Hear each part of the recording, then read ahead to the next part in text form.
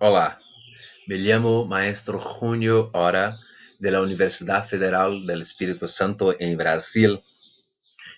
Soy vinculado al programa de posgrado en la educación de esta universidad, al grupo de investigación, políticas, gestión e inclusión escolar, contextos y procesos sociales, cuyos los líderes es el doctor Edison Pantaleón, mi director incluyó, y el doctor Reginaldo Cielo Sobrino. Bueno, ese trabajo tiene financiamiento de la CAPES y hace parte de una investigación mayor sobre los procesos de inclusión de las personas con discapacidad en la educación común, desde la educación infantil al posgrado. Bueno, es un trabajo hecho a 6 manos, entonces por mí, maestro Junio, ahora, por el doctor Edison Pantaleón, de misma universidad que yo, de la Universidad Federal del Espíritu Santo, y por la doctora María Teresa Pietro Quesada, de la Universidad de Guadalajara, en México. Bueno, llamamos ese trabajo de apoyo epistemológico en Elías y Freire para analizar la educación especial en la educación superior, o sea, cómo aprenden los estudiantes con discapacidad en la educación superior. Bueno, tomamos principalmente como foco de investigación las cuestiones que tracen Norbert Elias y Paulo Freire, por entender que, de un lado, hay Norbert Elias para decirnos sobre los procesos de cómo la pluralidad social de manera general ha construido y nosotros tomamos esto para pensar la pluralidad, la concepción social de manera amplia, o sea, en cómo, por ejemplo, un autor que es un outsider, que ha refugiado de lo nazismo, que tuviera que estar componiendo una otra cuestiones sociales en otros países diversos se va a hacer en cuanto a un pensador. Entonces, tomamos esto como parte de los principios para pensar las investigaciones de la pluralidad social, y principalmente en Latinoamérica, tan plural, con indígenas, negros, españoles, portugueses y de tantos otros países que van se juntando a nosotros aquí, ¿sí? Entonces, la pluralidad social va a nos ayudar a pensar siempre en un sentido de acción, ¿sí? El proceso civilizador como algo que está en proceso, en continuo proceso, ayer, hoy y por la mañana también. Entonces, esto es de civilizar y no una situación cerrada en las perspectivas de nosotros en cuanto a una sociedad profesional, burguesa, urbana, industrial. Estoy a desarrollar una investigación que piensa por lo punto donde estoy, que es la ciudad, sin excluir, sin hacer una exclusión de pensar los sujetos que están en las regiones rurales, que están en los pueblos indígenas y así por diante. Más como yo soy parte de la sociedad profesional urbano, burguesa, industrial de la ciudad, es de donde yo parto para hacer mi investigación. Y de otra parte, tenemos Paulo Freire con la pedagogía del oprimido. Paulo Freire, que también fue un refugiado de la dictadura militar, en el caso en Brasil, y que tiene trabajos por Latinoamérica, Estados Unidos, Europa y África también. Bueno, entonces la pedagogía del oprimido, y de acuerdo con Freire, es aquella que va a tener a ser construida con los sujetos y no para ellos, y sí, siempre con ellos, pensando en cuanto a hombres de pueblos en la lucha incesante por su recuperación de su humanidad. O sea, cuando yo tengo Norbert Elias para pensar una sociedad plural en constante movimiento y su proceso civilizador, y yo tengo también Paulo Freire para pensar esto, que van a contribuir, uno, para pensar la sociedad de manera general, en caso de Norbert Elias, y Paulo Freire para pensar el contexto de la escuela, de la universidad, de la educación de manera general. Bueno, tenemos también por esta parte que pensar en procesos continuados y no cerrados.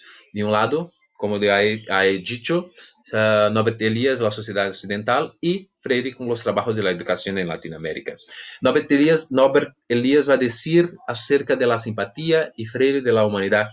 las dos tesis, las dos teorías de estos, va a decir para nosotros si a la importancia de entender la humanidad para comprender la diferencia, teniendo en vista que nosotros todos somos diferentes en algo, aprendemos de manera diferente, nos comportamos de maneras diferentes, tenemos estéticas diferentes y formas diferentes de mirar el mundo. Entonces, de manera general, son las formas que nosotros tenemos para ampliar nuestra humanidad en la medida que aprendemos a convivir con las diferencias. Bueno, Elías va a decir sobre los establecidos y outsiders y Freire acerca de los opresores y los oprimidos. Cuando nosotros pensamos los estudiantes con discapacidad en la educación superior común, nosotros vamos a tener en cuenta de que estos estudiantes estuvieran en la condición de outsiders, estuvieran en la condición de los oprimidos, pero están, aunque, pero hay las formas para romper las exclusiones y parte principalmente de nosotros en cuanto maestros y de las políticas públicas que los gobiernos hacen para promover la inclusión. Entonces, cuando hablamos sobre las personas con discapacidad, estamos hablando de personas con discapacidad intelectual y o física, trastornos globales del desarrollo y actividades sobresalientes. Y estamos partiendo del principio de que la enseñanza y aprendizaje es algo que se encuentra de manera en que nosotros vamos a romper la educación bancaria, en que los estudiantes no son botellas, que nosotros vamos a poner algo, que botellas vacías, que nosotros vamos a poner algo, y sí que tiene algo a enseñar. O sea, por ejemplo, en nuestro caso, encontro maestros que no fueron preparados para lidar con los estudiantes con discapacidad en la educación superior, también en la educación básica. Tenemos que pensar siempre de que esos estudiantes tienen a nos enseñar y decir a nosotros mismos, mira, yo no sé cómo enseñar a ese estudiante, porque justamente los estudiantes aprenden de manera diferente, como yo aprendo, como usted aprende, como cualquier persona de este evento aprende de manera diferente.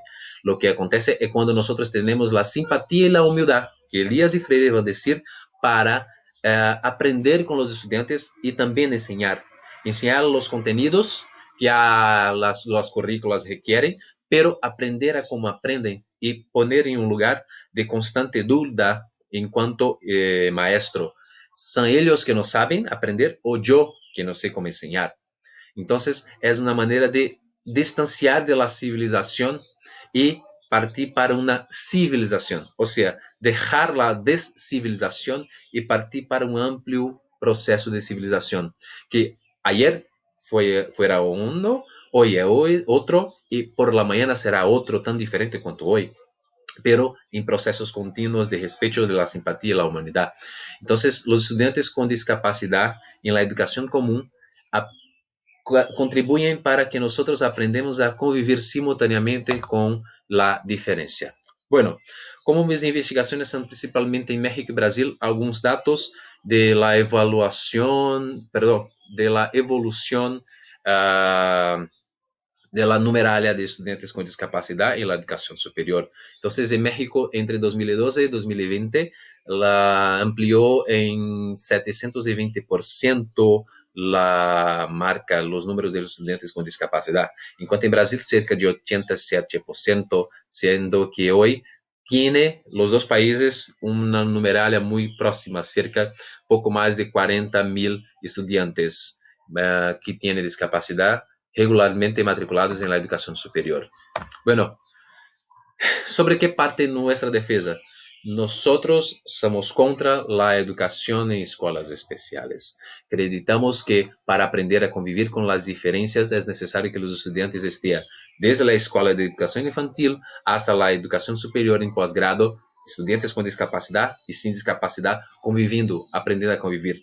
Para esto es necesario que tenemos investimentos humanistas, didático-pedagógicos, administrativos, o sea, legislaciones y políticas públicas para garantizar la presencia de estos estudiantes y también que tengamos principalmente el mundo del capital de investimento financiero para hacer la preparación de los maestros de formación continua, tener investimentos de materiales que puedan ser pasibles de hacer un trabajo didáctico pedagógico con los estudiantes y no solamente contar con la simpatía, la buena voluntad de los docentes. Es necesario tener investimento de dinero por parte de los gobiernos para que tenga una educación especial o educación para las personas con discapacidad que sea de calidad y que no sea solamente responsabilidad de los docentes.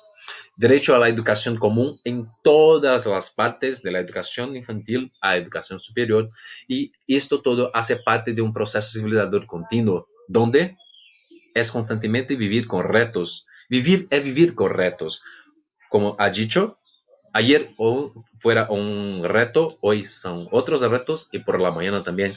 Entonces siempre tendremos esos retos. Es cómo nosotros vamos a hacer para lidar con los retos, trabajar con los retos. Y esto es por una defensa de la ampliación de la humanidad.